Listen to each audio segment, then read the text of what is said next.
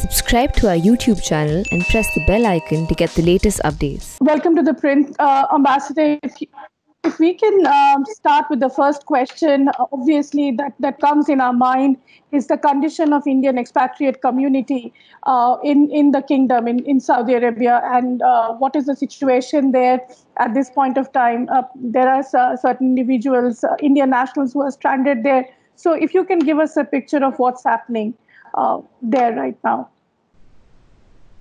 Okay, the Indian diaspora, Indian expatriate community is the biggest expatriate community in Saudi Arabia, you're aware. Mm-hmm. We have 2.6 million people spread all over the kingdom. It's a big country and spread over almost every corner of the kingdom.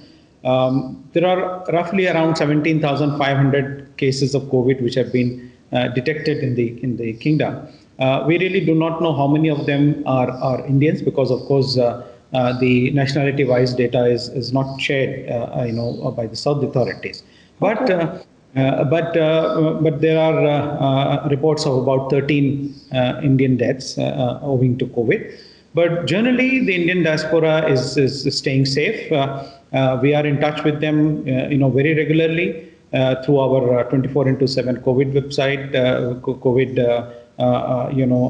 Helpline and many other helplines. I have also personally spoken to community leaders in at least 15 different Saudi cities, through video conferencing.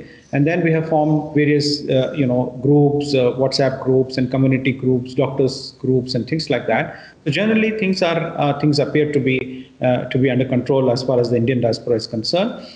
We are also especially, concerned about the Indian workforce, because especially those who may be there in the labor camps and big employers. So that is another, engagement which we have with the employers and talking to them and talking about how the conditions are they maintaining, social distancing, whether there is any problem of food and things like that. So generally we have mobilized volunteers, we have mobilized community organizations in trying to, help as much as we can. We have received some representations in some, labor camps about shortage of food and things like that, which we are addressing through, helping in delivering the food through food suppliers, and also in some cases somebody asked for medicines and so things like that. But generally, overall picture is one which is under control. Okay, so just coming to the numbers, you said that, the kingdom there, they do not really share the data, but you said there have been about 13 deaths. What these 13 deaths, are they like Indians who are settled there, or these are, stranded Indians who've been there for some temporary work or for, let's say, tourism purposes? The ones who have died, as far as we know, they have been working here. They have been working here for a long time. They are not the ones who have come here for business visas or business work. They are not the ones who are stranded, but those who have been living and working here. Okay. In terms of people who are stranded, as you said that, you are mostly focusing on Indian laborers who are sort of, in the labor camps, ensuring food is reached out to them and other things. Are you also giving out any kind of financial help? I do understand there is this thinking going on probably at this point of time at the Ministry of External Affairs and the government that probably they will be brought back once the lockdown is over. So to mitigate the situation, how are you helping out? And when do you think they can be sent back home here in India? You see, there are certain provisions which are available with the embassy through the Indian Community Welfare Fund, ICWF, through which we can provide assistance to destitute Indians in terms of providing food, providing medicines, or in some cases even providing air ticket in case if there are runaway employees and there are no employers and things like that, or even for sending mortal remains of unclaimed dead bodies and things like that. So that is there. But giving financial compensation for job losses, of course, this falls beyond the mandate of this. Now, your second question, there are a large number of people who have approached us who seem to be stranded here. Some, Indian business people have come here for business purposes. They are stranded here. There are people on short-term work visas who had come to execute certain projects, and those projects have been completed, but they are still stranded there. There are families, they are dependent parents, and those people are also there. Their visas are expiring and they need to go. Some of them are having medical emergencies. We have come across many nurses who are pregnant and who need to go, and then cases like that. And we have also come across some students, around 250 to 300 students who are studying in different universities here, whose universities are closed. They are in university dorms, but still want to go back home. So categories like that we are, compiling, and hopefully whenever a decision is taken about the flights to be resumed by Government of India after the lockdown period, then we are in full readiness to send these people on a priority basis. Okay. Also coming to the fact, and of late, I mean, within this pandemic crisis, we have also heard certain unfortunate situations where, some of the Indian nationals are facing job losses because of supposedly, some of the Islamophobia tweets that have happened due to certain individuals, and probably there's some kind of backlash happening. What is the embassy doing to mitigate this situation and tell the Indian nationals there not to encourage into this kind of tweets? As far as Saudi Arabia is concerned, I have not come across a single case where somebody has lost a job as a backlash to any Islamophobia tweets anywhere. Fortunately, the Indian nationals in Saudi Arabia have been very, responsive and responsible in their behavior, and they have not engaged in any hate speeches or any hate posts on their social media. To that extent, the problem is very limited here. We had a couple of stray messages here and there, but even those stray messages, when we investigated further, it turned out to be those fake handles which were used. So this is the case. When we are engaging with the diaspora, we have been telling them, advising them not to kind of react to certain posts which they may come across without verifying, and not to give credence to any rumors or anything which is not happening around them. So basically, we have advised them to focus on the purpose for which they have come here, is to kind of earn their livelihood and support their families, and not to engage in any message which could spread discord among the people, and then and not to react to messages which are being forwarded. And also, I think some of the Saudi individuals in their individual capacities have reacted to certain messages in the social media, but these messages do not pertain to anyone in Saudi Arabia, but elsewhere.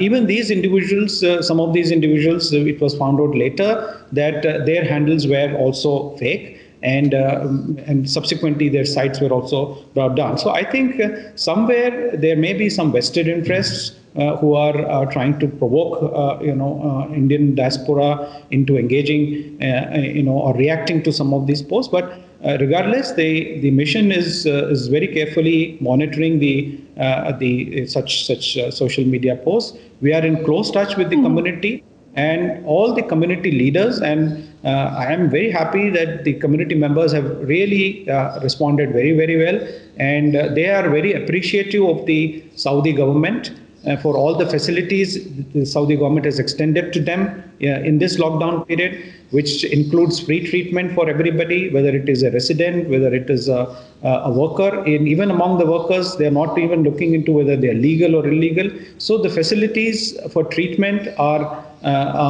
across the board, irrespective of nationality, irrespective of ethnicity or religion. So I think the Indian community is very appreciative of the fact, and we haven't come across any incident of a backlash or least of all people losing their jobs because of this.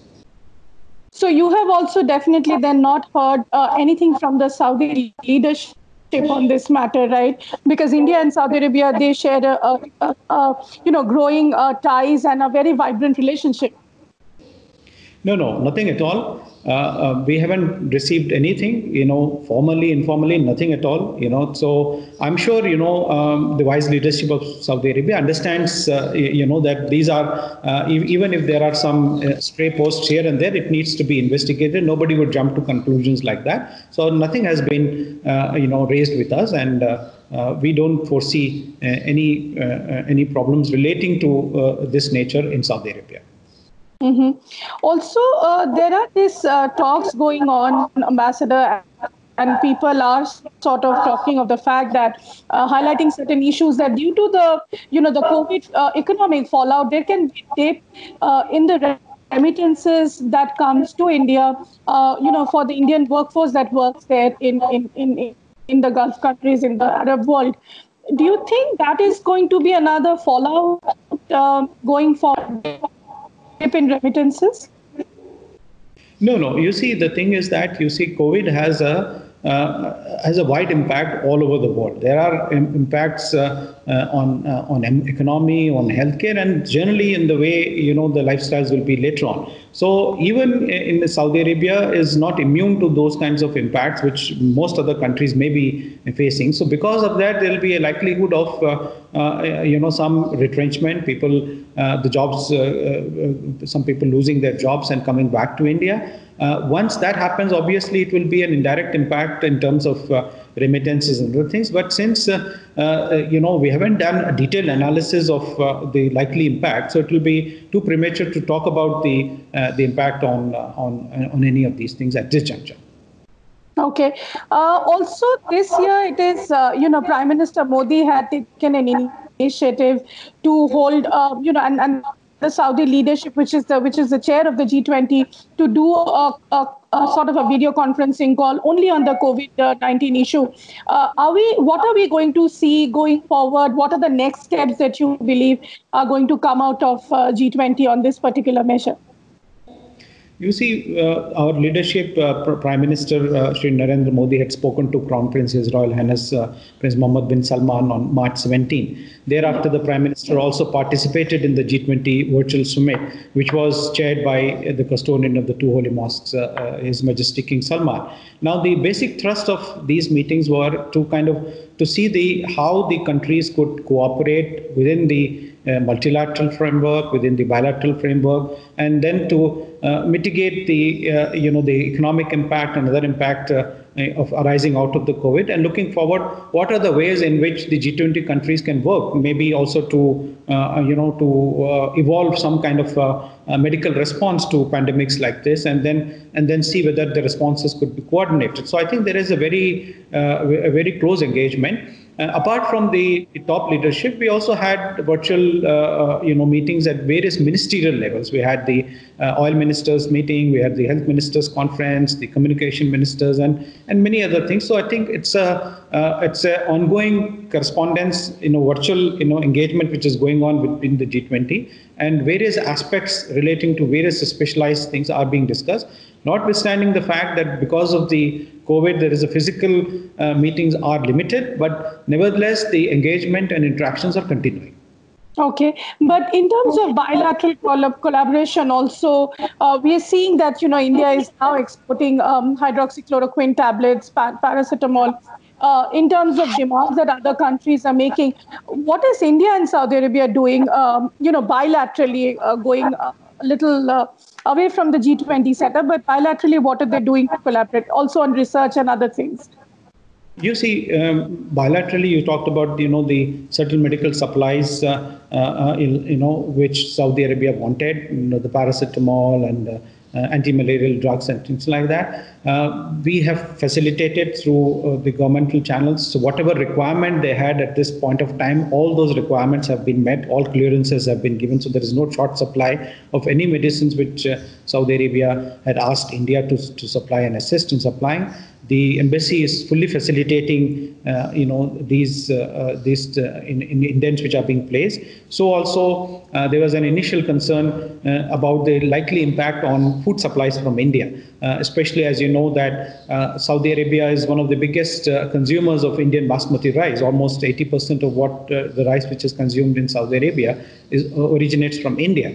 So that is there again, the embassy got in touch with the Commerce Ministry and then various other established bodies like APIDA and others to ensure that there's no disruption in supply like that. So as we speak, we have been assisting Saudi Arabia into ensuring that continuous food supplies and also the medicinal supplies. As I understand that there are some regular cargo flights operating which bring food and medical supplies between India and Saudi Arabia. Interesting. And just lastly, Ambassador, a lot of discussion is now going on with oil prices crashing. Now, Saudi Arabia is one of our important, buyers. I mean, in the sense we buy oil from them. What is the situation that's going to emerge after everything sort of stabilizes, this crisis sort of stabilizes? You see, the two oil ministers are in regular touch.